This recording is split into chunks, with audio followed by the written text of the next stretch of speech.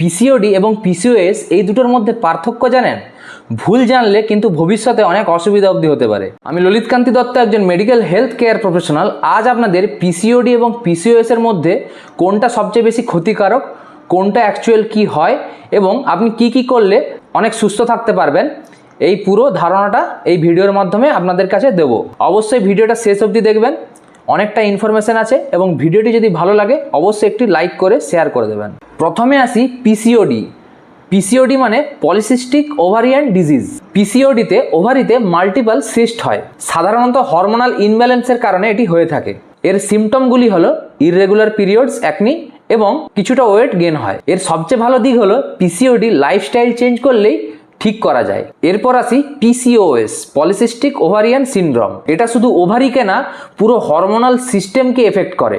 PCOS একটু complex condition, এটিতে long term management লাগে। পিসিওডি হলো কম্পারেটিভলি মাইল্ড একটা পজিশন, মানে অত কিছু চিন্তার কোনো বিষয় নেই। কিন্তু পিসিওএস মেটাবলিক এবং হরমোনাল ডিসঅর্ডার, এটা আপনাকে মাথায় রাখতে হবে। পিসিওএসে ইনসুলিন রেজিস্ট্যান্স, ডায়াবেটিস এবং তার সাথে ফ্যাটি লিভারেরও রিস্ক বাড়তে পারে। পিসিওডি এবং পিসিওএসকে একই মনে করেন, কিন্তু এটাই ভুল। কারো যদি পিসিওএস থাকে, এটি ধরা না পড়ে এবং ধরা পড়ার পরেও তিনি যদি ট্রিটমেন্ট না করান বা অনেকে কি করেন লজ্জার বসে এটি বলতে চান না, তাদের ভবিষ্যতে কি প্রবলেম হতে পারে বলুন তো?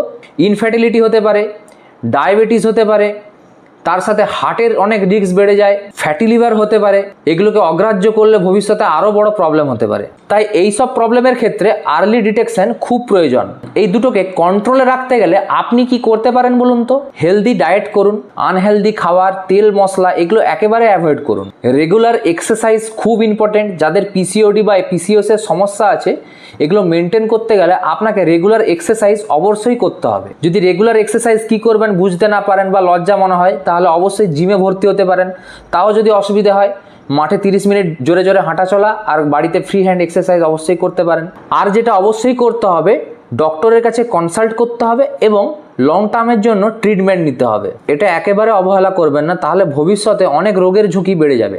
আর যদি মনে হয় যে কি হেলদি খাবার খাবো, আমার এরপর একটা ভিডিও আসতে চলেছে যেখানে আমরা সাধারণ মধ্যবিত্ত পরিবারের বাঙালিরা আমাদের বাড়িতে যেসব খাবার থাকে বা যেসব খাবার অ্যাভেলেবেল থাকে, কি আমরা খেতে পারি, কি হেলদি খাবার, কি আনহেলদি খাবার, কতটা পরিমাণে খাবো। যে কোনো পেশেন্ট যেরকম PCOD, PCOS, fatty liver, sugar, কারো যদি খুব উইকনেস থাকে, হার্টের সমস্যা, লিভারের সমস্যা, যে কোনো পেশেন্ট বা যে কোনো মানুষ, সাধারণ মানুষ এই লাইফস্টাইল এবং ডায়েটটা ফলো করতে পারেন। তার জন্য অবশ্যই চ্যানেলটিকে সাবস্ক্রাইব করে বেল আইকনটি দিয়ে রাখবেন, যাতে নেক্সট ভিডিওটি আপনার কাছে পৌঁছে যায়। ভিডিওটি অবশ্যই ভালো লাগলে একটি লাইক করে ভিডিওটি শেয়ার করতে পারেন।